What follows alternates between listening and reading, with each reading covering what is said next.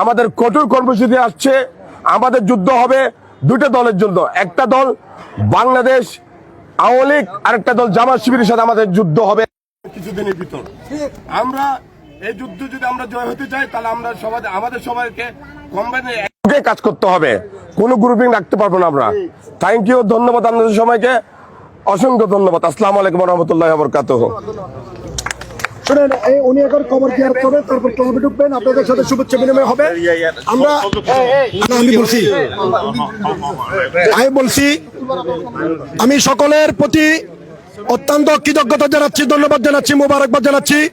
উনি সুদূর আমেরিকা থেকে এই বিএনপি তথা জাতীয়তাবাদী পরিবারের জন্য যেভাবে দুর্দিনে দুঃসময়ে নেতা কর্মীদের পাশে ছিলেন, সাধারণ জনগণের পাশে ছিলেন।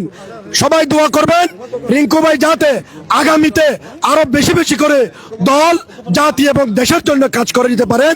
তার জন্য সকলে রিঙ্কু ভাইয়ের জন্য দোয়া করবেন।